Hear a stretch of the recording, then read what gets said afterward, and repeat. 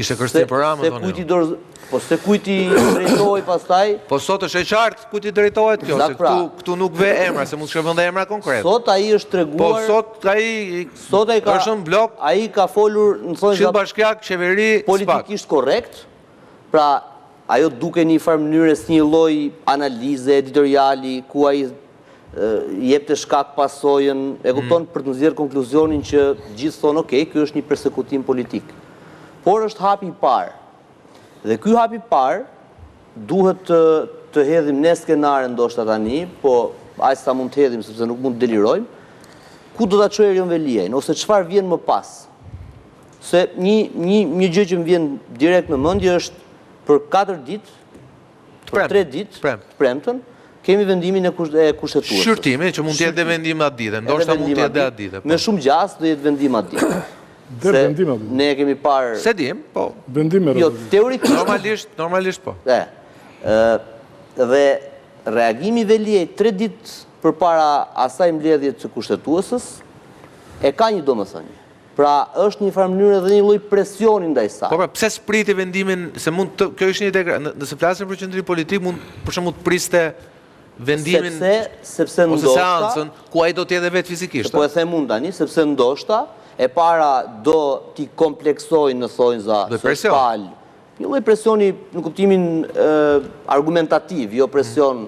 Pra, unë do vi aty dhe në qoftë se veproni ndryshe, ky është persekutimi, është akti i fundit i persekutimit, por nga ana tjetër, mund të ketë dhe informacion, se kur kanë gazetarët, si të mos ketë ai, që ndoshta numrat në kushtetuese nuk i ka, dhe po i paraprin që në narrativën që vazhdon, të mund të thot, ju thash, ishte në vazhdën e persekutimit tim politik, e tjera me radhë. Pra, Veliaj sot... Pra, për në tonë një narrativ që të përgatisi terenin për një vendim mund të kushtetuesës. Në kohë dhe në agresivitetin e argumentit. Pra, në kohë është 3 ditë para, që të ketë mundësi ta diskutojmë ne sonte, nesër mbrëma dhe pas nesër ndodh akti, dhe është i kujdesshëm në argument, duke mos qenë i egër, duke mos qenë... I egër është ai aty, sa ai flet për komplot. Pra, nëse unë edhe zova sakt. Patjetër. Pra, kur ti flet komplot, nuk është e butë. Ti flet për një komplot, midis partisë, pra Këshillit Bashkiak, po e quajmë, qeverisë që bëri aktin e shkarkimit, dhe Spakut që përgatiti terrenin që ai të arrestohet. Pra, dhe temi, ai flet për një komplot... Kjo është... Pasaj se kush përfiton direkt nga kjo, e flasin, po. Shqisa jote e skanimit situatës dhe të dekriptimit mesazhit të Veliaj. E jotja.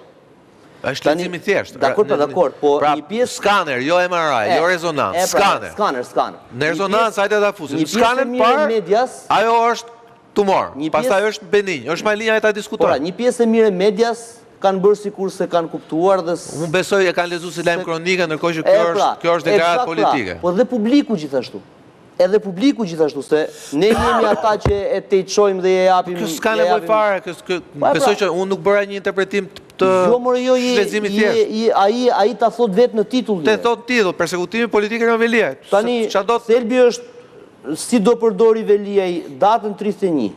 Dhe kjo gjua e sotme që flet në makro dhe jo shantazh, kur them për shantazh, e kam me akuza politike, me tjera me radhë, si shembuj që mori Beni e tjera me radhë. Unë nuk e di a do shkoj Veliaj atje. Nuk e di çfarë do bëj. Nuk e di çfarë rrugë, por hapi i parë kur të flasun i e lajmi i fundit, mua më tregon që sot është fillimi i një betejë e cila do jetë kam përshtypjen ndryshe nga ç'kemi parë deri tani. Po, shiko, megjithatë kjo dashkë ideja e përmendi rastin e Ahmetajt apo raste të tjera dhe në fakt një nga deklaratat temi deri diku korrekte të asaj çfarë deklaroi Dumani në seancën e sikletshme për to, ishte që rasti e Ahmetajt ne ftojmë ta bëhet bashkëpunëtor i drejtësisë. Ideja është këto kërcënimet me TikTok, këto kërcënimet me follow the money etj. Ti e di si është. Hajde, pendohu, thuaj që unë i kam bërë ca gjëra, po i kam bërë bashkë me Dashin dhe me Mondin, dhe pastaj bëhesh i besueshëm. Pastaj këto kërcënimet me TikTok janë pastaj i mberemi te territori politik pastaj vetë. Tani